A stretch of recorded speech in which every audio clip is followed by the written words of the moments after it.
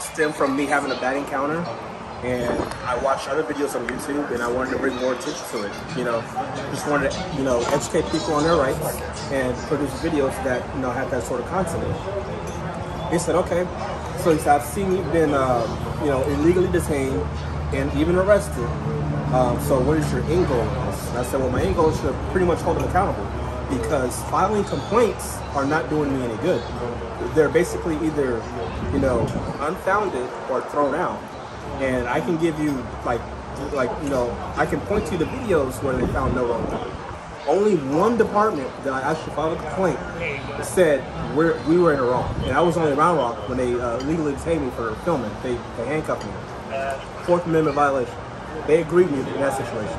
And every other department, nah, we didn't do shit. You know, fuck you, basically. So when I talked to my lawyer about that, he was like, okay. But let me give you a little advice on Texas courts. I have been practicing civil law for the past 20, 25 years, and here's my experience. His experience is that Texas courts favor police officers 99% of the time. Yep. Without a doubt. They are given so much leeway, it's not a joke.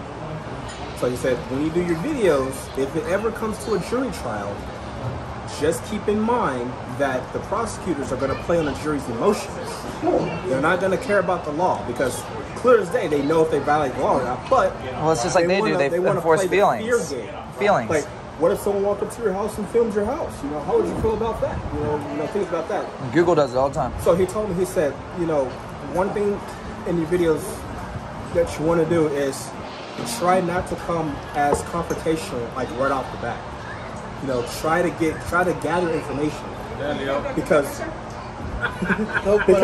once you start gathering that information, the first couple of minutes of that encounter are crucial, because that officer right off the bat will either say some dumb shit while he's detaining you, or he's gonna say something that's gonna, you know, make it be like, oh, you're definitely a violation of what you're doing right now. Yeah. But, you know, let him proceed, because, you know, you don't want to fight that.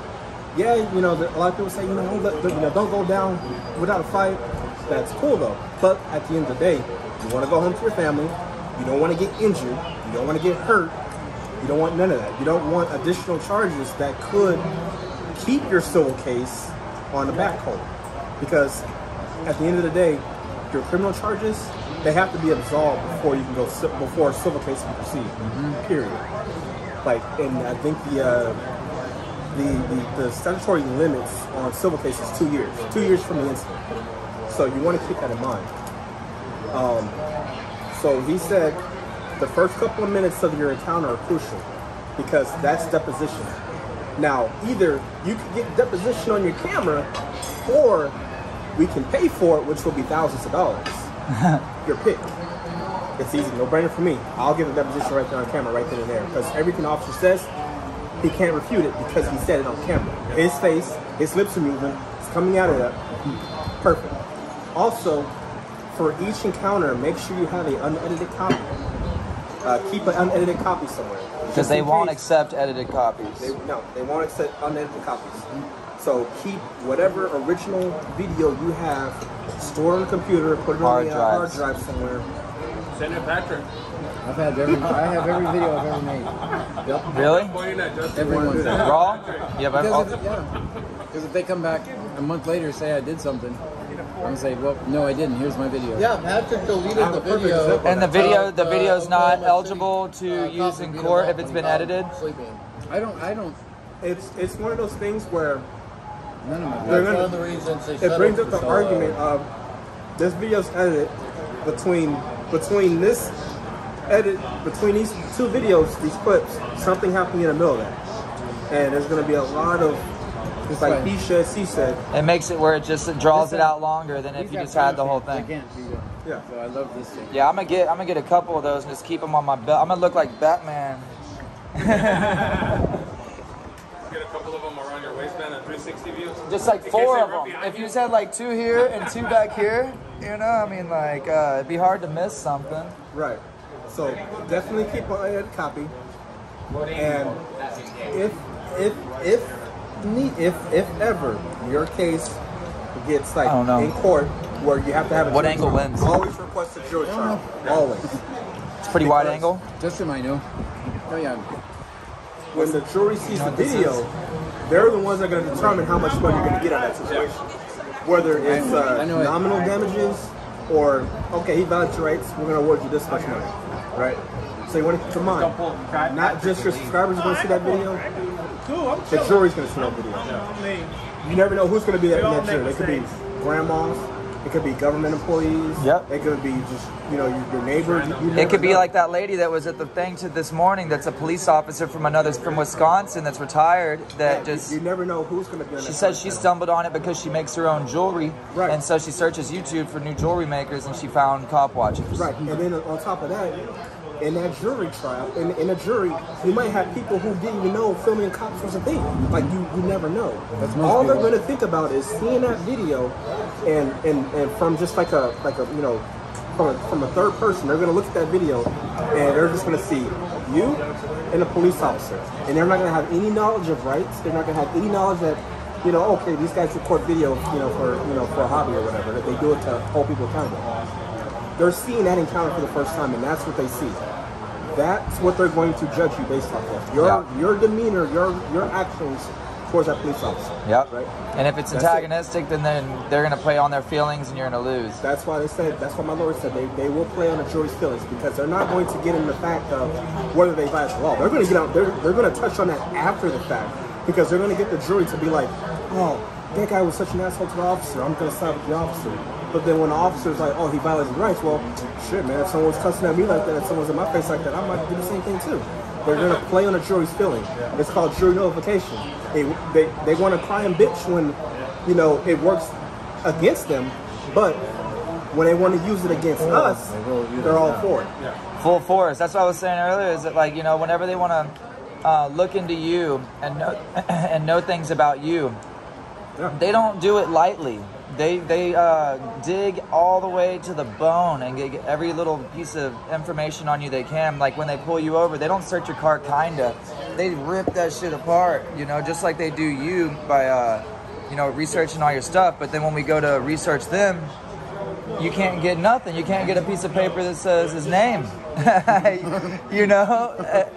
But like they want to know everything about you, but they don't want us to know anything about them. Information that they're required to give out about each officer. What were you saying? In Texas, they have to give out quite a bit of information about the officer. I mean, their file, you can get quite a Yeah, bit. they're not. Let's talk about the open records after. so an officer though doesn't need to give up another officer's. You have to rate stuff on Gary. Don, we gotta get Bless the video you. made. We're just running out of time. So like if an officer refuses to identify himself, and he's say it's 3 officers that have responded.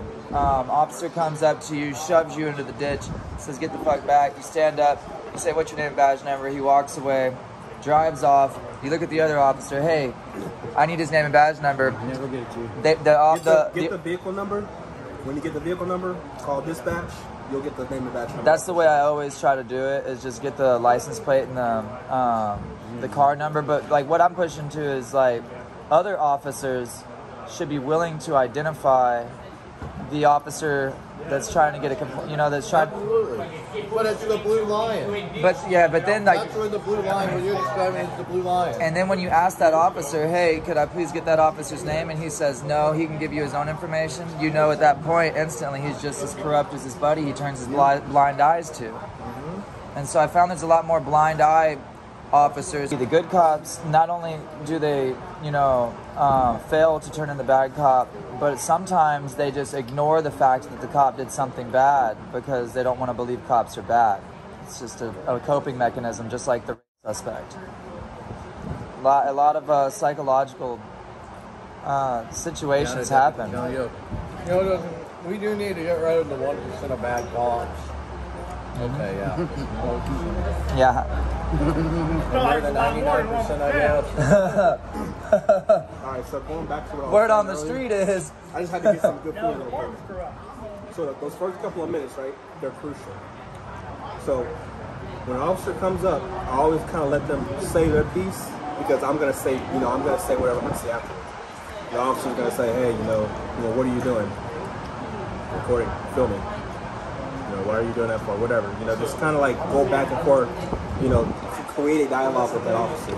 Because what you're trying to do is you're trying to figure out what he's going to do and why he's doing it. Also, if the officers start demanding ID, give them the law on video camera, so that way they can't claim ignorance of the law. Because a lot of the officers like will do that. Yeah, I clearly say know your codes. 3802 states that I don't have to give it to you. First thing I do when I go into any state is I look up all the things that I know they're going to try to get me for, disorderly, all these things, and I screenshot all the shit, and I have it ready in my my notes. And so whenever they approach me, they'll be like, you know, they almost had me in Florida, in Pensacola, Florida, the sheriff's department. Hey, in Fort Worth, how long did they have you in the police car? They had me in a police car for like 15, 20 minutes. How long while the lieutenant was out there? A field training officer showed up and said that he walks up and he goes, "Are you audio and video recording?" And I was like, "Yeah, audio and video record everything in public." And he said, "This is a one-party consent, this is a two-party consent state. If you're audio recording me right now, you're breaking the wiretapping laws, and I can press charges against you." And I was like, "Sir, we're in public. There's clauses to that law." And luckily, because I was live, my mods were able to get the exact section and codes to where within like less than 3 minutes of him threatening me with this, because first it was I'm gonna hit you with wiretapping and trespassing, and then I was like, trespassing? You never asked me to leave. And then he's like, well, we're asking you to leave, and I was like, all right. And I took like 2 steps to the sidewalk, and I was like, okay, well, now that I've left, you can't trespass me. Even though I never stepped foot inside, you know.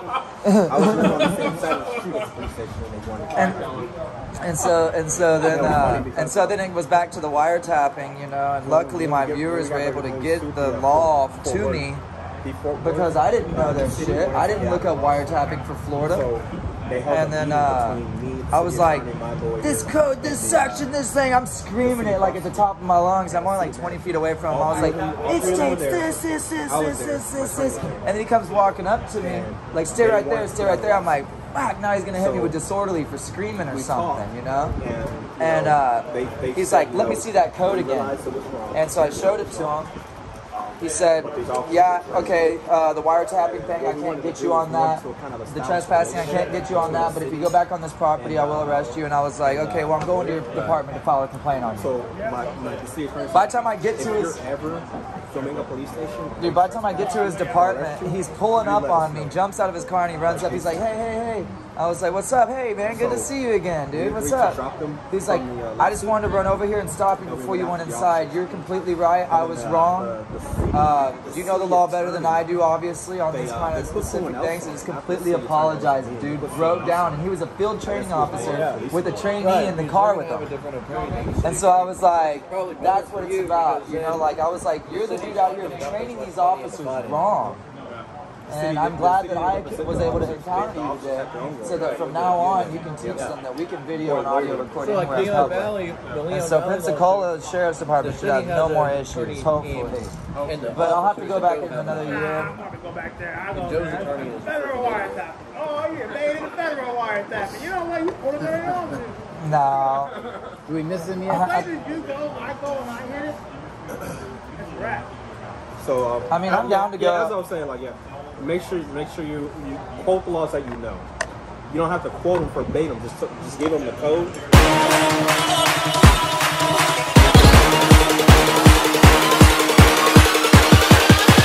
3, 2, 1, go!